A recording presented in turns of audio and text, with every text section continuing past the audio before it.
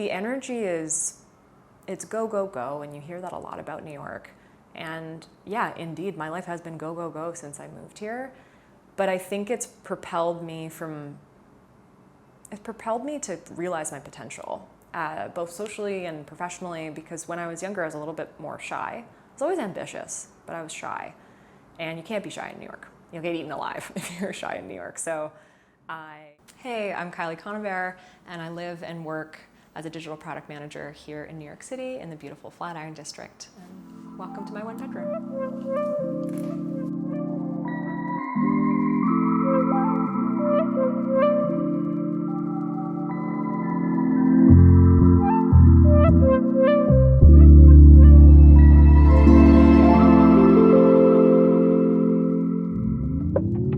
We are here in my living room, which is really a lot of rooms. It's my dining room, it's my lounging room, and it's also my music room.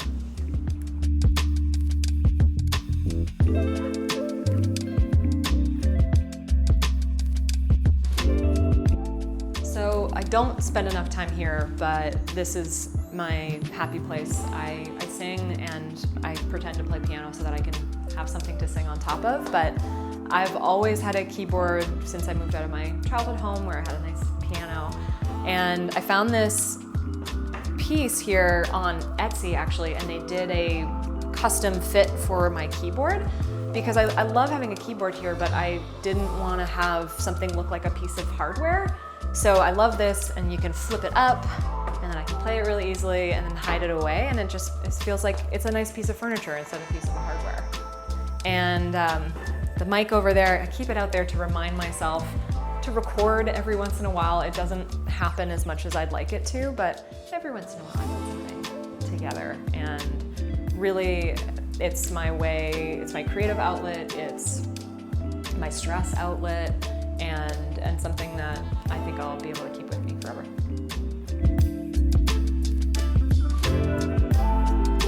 So, obviously, one of the best parts about this living room are the windows. It's so nice. Throughout the pandemic, I was working here from my dining room table, and so the light was really, really helpful.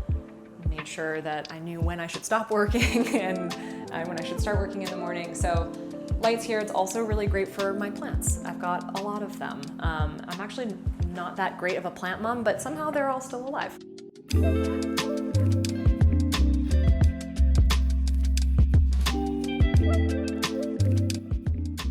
There's nothing like particularly exceptional about the furniture that I have here. I think living in New York, one thing is that it's always kind of temporary, so you never know if you're gonna have to move to a smaller apartment, if you get to move to a bigger apartment. So mostly I buy things that I generally like, that feel flexible for wherever I might have to move. And eventually I'd love to invest in some really nice pieces of furniture, but for now it's functional. Like my dining room table over here and my chairs, they actually all fold up. So I can hide these chairs in a closet actually. My table also goes down. They call it the origami table, which was actually really helpful for a long time when I wasn't really having guests over. I pushed it right against the wall, put one of these down, and I had my monitor and my desk chair and everything here, and it turned into more of a desk. So I'm very happy to have it back as a dining room table and have people back over for dinner parties and things like that. I'm kind of known for throwing over-the-top dinner parties where I stress myself out all day to make something absolutely delicious, but it usually turns out okay. So otherwise, as you can tell, I kind of like to have similar colors everywhere. So that's really mostly what I prioritize, is just harmonious color palette, lots of neutrals, and then the green, the color comes in really with my plants.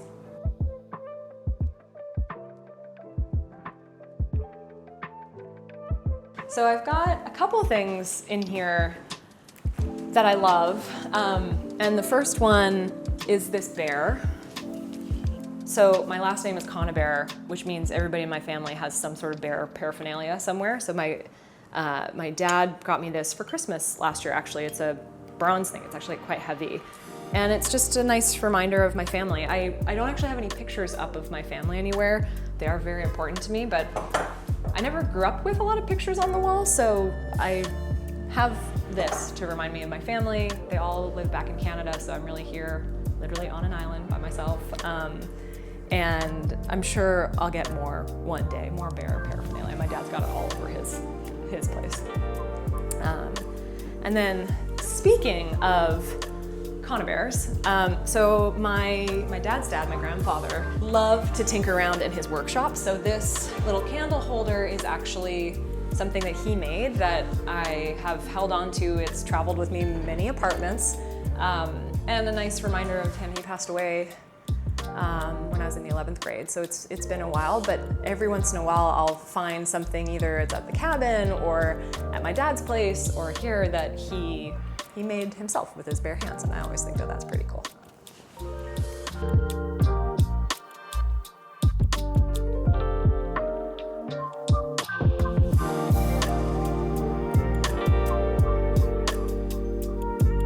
I don't claim to be an artist at all. My sister is really the one who's the most artistic, but I love to create and I love to recreate things that I see in art that I'm inspired by.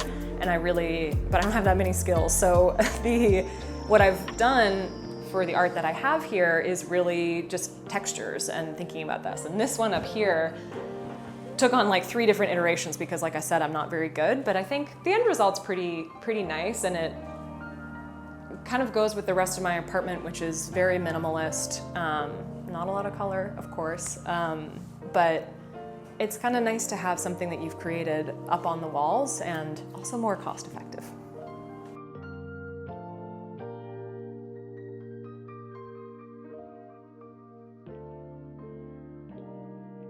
Tucked away in the corner here is my little Buddha, which I got when I was in Cambodia. And I kind of tuck it away in the corner here just as when I'm sitting on the couch I can see it, and it reminds me. So in college I studied world religions and history, and I focused mostly on East Asia and India because I think there's so many beautiful things about Eastern philosophies.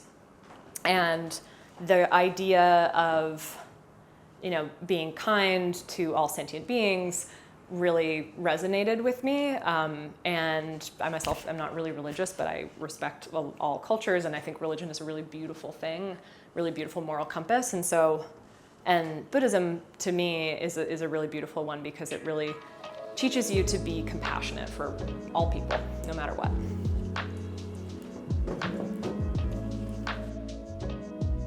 So my favorite corner is definitely this one. One, because it's my favorite plant, and I really love the planter that it's in too. It's actually so heavy. It's supposed to be for outdoors, but I figured inside. And then also because of the view. So unfortunately I have some scaffolding, but the Flatiron building, my neighborhood, the landmark of my neighborhood is right out the window. And to me, it's a really nice reminder of where I live and how lucky I am to live here, like really in the center. Well, New Yorkers would say it's the center of the universe. And, it's cheesy for sure to say, like, here's this landmark outside my window, and it makes me think of how lucky I am to live in New York. But it's actually been kind of a common thread throughout my time here, because when I first moved here and was starting to go to Parsons, I'd walk up Fifth Avenue from 14th and 5th up to 22nd and 5th, and I'd be at class pretty late at night, and I would see the Empire State Building lit up. And especially in my first year here, where I was still getting my bearings in New York, which is really hard. First 6 months, always challenging in New York, trying to get your feet, in everything and meet some friends and find out what you're gonna get into your groove. But seeing the Empire State Building, no matter how hard the day was or lonely I felt, I knew that I was in one of the best cities in the world, and I was gonna make it. So we are now in my bedroom, which is a place I actually don't spend a ton of time. I have relegated it to be sleeping and getting dressed. And so because I'm so busy every day, I really wanted my bedroom to feel really peaceful. So there's not a whole lot going on here. But I think one thing that's kind of fun, and one thing, if you live in New York, you start to realize this, is that you don't always have space for things. Sometimes you have to turn things over that are actually pretty nice. You put it out on the sidewalk often, and it's usually gone in 30 seconds. Luckily, I saw one of my neighbors taking this out. Like, I'm just moving, it's not gonna work in my apartment. And she's like, do you want this lamp? And I said, yes, I will take this lamp. This seems like it'll work well. So I inherited it, which I think is kind of a nice thing in New York. People are moving all the time, to and from different places. They're running out of space. They've got way more space now. And look, things are expensive here, so I'll take a free lamp anytime.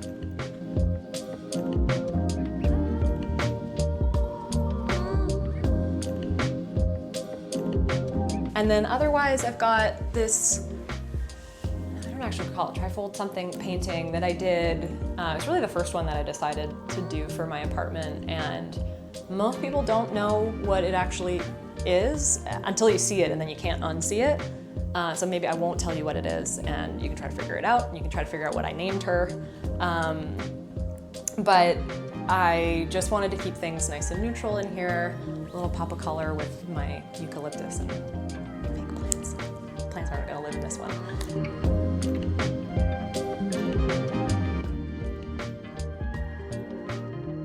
So coming from the living room into the foyer, got a bathroom right here, and all the way at the back is my kitchen, and then a little area which today really just has my Peloton hidden away, and when I have dinner parties it actually becomes the bar, but it's just kind of the entryway space. Don't spend a lot of time here. It's more coming in and coming out, unless I am pausing in front of my mirror. I'm not that vain, I swear, but sometimes it's nice to just check yourself out before you leave the door. So many a selfies taken in that mirror. And then heading into the bathroom.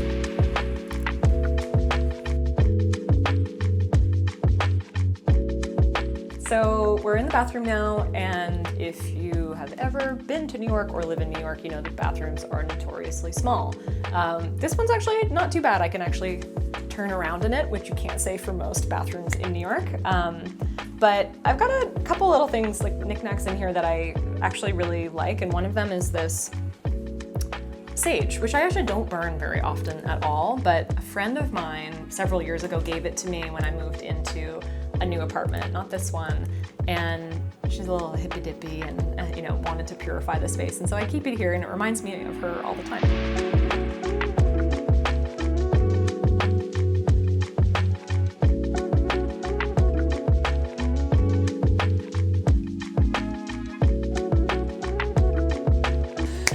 So this print is one of my favorite artists actually, and I got to see him in an exhibit a couple weeks ago, but Hank Willis Thomas I love, and he has such amazing social commentary in a lot of his pieces and political commentary, and I just love this one. Skin, bodies, I think the body is an absolutely beautiful thing no matter what shape, size, color you are. So I have that in my bathroom because it feels relevant. It reminds me to love my own body. Moving into my kitchen, which unlike the rest of my space is just purely functional. There's no beauty to it really. And I wish it was a little bit closer to the windows and all that, but I do spend a lot of time in here. I love to cook. I've been talking about food this whole time. I love to cook. I generally keep the counters really empty, except for this book, which I use literally all the time. It's really cool. It lists all the different kind of ingredients and then ingredients that match with it. So you can say, okay, I actually have some sweet potatoes I need to use up. What does sweet potato go well with? It goes really well with butter and sage and ricotta and things like that. And then you can kind of get creative in the kitchen that way. And otherwise, that's really it in the kitchen. It's highly functional. Some good meals will come out of there.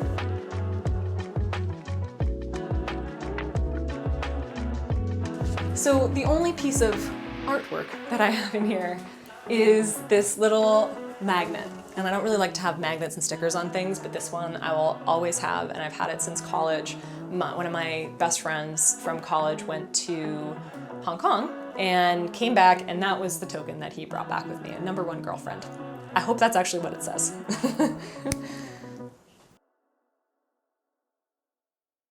So I missed this one thing that I keep here. I should probably nail it to the wall, but it's one of my favorite little sayings, all you need lies within you, and I think that's really true. So when you walk out the door, be your true self, you've got everything you need.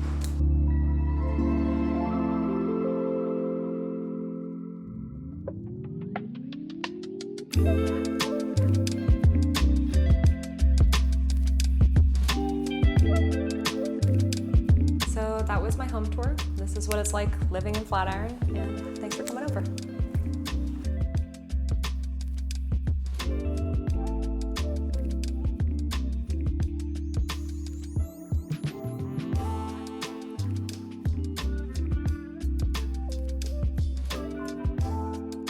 So I had finished school in Montreal, my undergraduate, and I really wanted to move to the city. So I was going to work in fashion. So I went to Parsons. I got into Parsons and did an associate's degree there because I wanted to be here. I wanted to kind of get entrenched in the environment and in the industry. And I moved here really knowing one person. I had basically no connections, and he worked in finance, so he was not going to be any help getting me, anything in a career. But Parsons really did help unlock a lot of things for me, and I found an incredible startup. I think I was the 6th person, and off I went.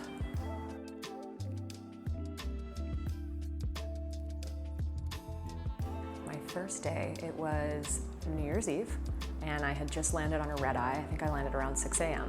I was so tired. I don't think I slept much on the plane because I was so excited. And luckily my friend had an apartment actually right down the street from where I am right now. And I napped for about an hour, but I had to meet a real estate broker at 9 a.m. So I went and I met her down the Lower East Side, had a really delicious cup of chai with her at the donut plant, I think. And we saw a couple apartments down in that area, and then we saw one up here around noon, and I loved it. I loved the neighborhood, and so that's where I landed, and I've been in Flatiron for the last 9 years.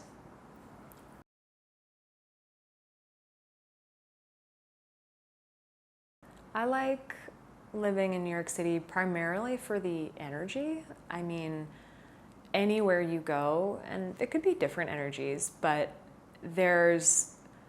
everybody is on their way to do something. Everybody is trying to make something of themselves for the most part. And I really love being around that. And otherwise, I love the diversity that you have in New York. It's really kind of a microcosm of the whole world. And that manifests itself in the people that you meet and the food that you eat and even some of the architecture around here.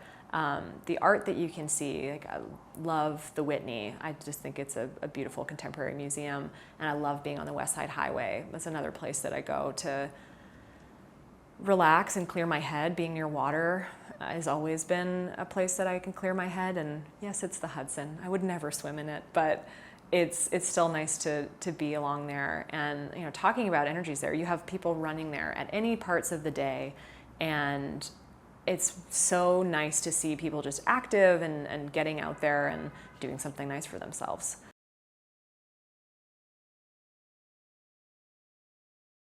What are some of your favorite restaurants in New York? Ooh. So my current favorite one actually is luckily 2 blocks down. It's called Resdora, and it's Northern Italian handmade pasta. It is so good. Really hard to get a reservation, so don't go all that often. But when I do, it is amazing. Pasta is my favorite. It brings me a lot of joy. I love to make it too. It's something my dad and I always do together. But Resdora, fantastic. What do you get at Resdora? What's the go-to pasta dish? Okay, what do I get there? I'm gonna mess up the name, but they have their signature pasta, which is interesting because it has mushrooms, and I don't typically like mushrooms, but it's something like Grandma in the Woods or in the Forest or something. It's a very strange name, but it is so good. Like, you just take a bite of it and it's perfection. Cooked perfectly, al dente, the filling, texture, everything is just fantastic. All right, I gotta Yeah. take a break and make a reservation for this place because I love pasta as well. Yeah, it's great. Yeah, like Maria used to be my favorite, but they lost their Michelin star. Did they? Is that why? Because they got inconsistent. Yeah. Like the last time I went, I was like, this is really salty. Right? Yeah, I haven't been there in a long time. That's so So I need sad. a new pasta spot. Res Door is a good one. So I gotta check out Give Res it a whirl. Door. Yeah. Yeah. The other one I go to is the one in the West Village. I forgot the name, but it's on the corner of Hudson, I think. Not Malatesta? Malatesta. Malatesta is I love one of my other Malatesta. favorite ones. Oh. There we go. We're going to dinner there. Malatesta, yeah, with the, is it the spinach? The spinach Gnocchi. gnocchi. Yes, The spinach gnocchi. I found another, oh my God, it's like I am obsessed with, so I get the spinach gnocchi and their rack of lamb. rack of lamb. And I so didn't know they hopefully had you that. have somebody you can share both those things with because that's a lot to eat in one go. But the spinach gnocchi, and I took a friend there a couple months ago, and she said she didn't like gnocchi. I don't know who doesn't like gnocchi. She said she didn't like gnocchi, and she also didn't like gorgonzola, and it does have some gorgonzola to it, though it's not that overpowering. And she took one bite, and the look on her face was like her whole life had changed when she had this spinach gnocchi.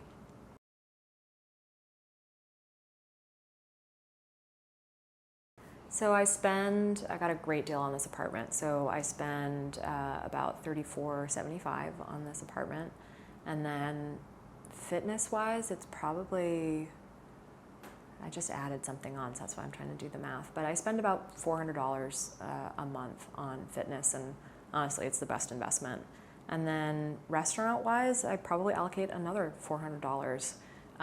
It really does get a little pricey, no matter where you go, but again, like those are things that bring me joy, and so that's what I allocate more of my money to.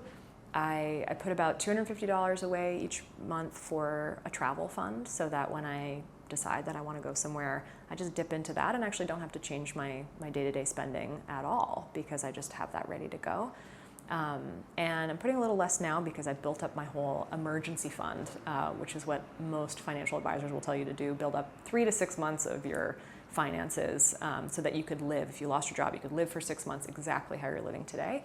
So I used to put $1,000 away a month. I do a little bit less now. And then otherwise, I've actually loosened my budget a little bit on the rest of those things, but I make sure that the restaurants don't get out of hand, and I kind of adjust based on how busy I am at work, how social I'm able to be, and where I might want to travel. Okay. What about utilities? Any other stuff? Oh yeah, so utilities, I pay for electricity and for Wi-Fi, of course. My Wi-Fi is actually terrible. I feel like that's always a problem in New York. Wi-Fi is not always great. But those, the heating and hot water, oh wait, do I have heating and hot water? I think so, yeah. And that fluctuates depending on if the heat's on or not, between $40 and $120 depending on the season. And then Wi-Fi, I think it's like $80. Oh wow, that's really expensive Yeah. for bad Wi-Fi. Yes, I know, it's painful. Let's see what other expenses. Any subscriptions, anything like that? I, of course, have the entertainment subscriptions that, and somehow I've managed to pay for my siblings to be on my Netflix account, my HBO account, not my Spotify though, that one, and I think that is money well spent. I don't need any ads, and I listen to a ton of music all the time. I really should try to get into podcasts and stuff like that, but I always default to wanting to listen to music.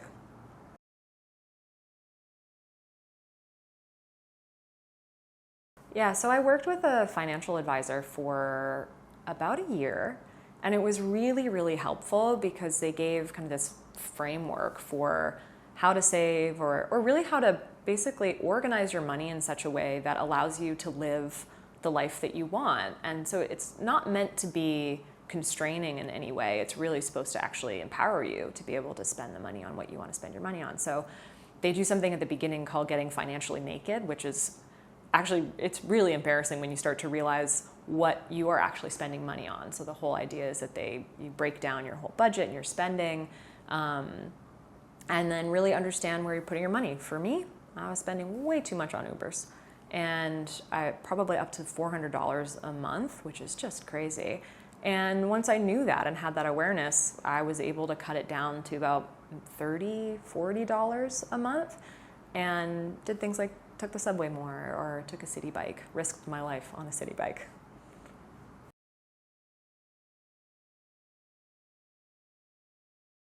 How do you make it here in New York City? How do you make it in New York? You work really hard and you find something that you love. So for me, that's always been startups. I've worked really only in startups since I moved here. And you find a place where the work feels passionate and exciting and like you're learning something new every single day.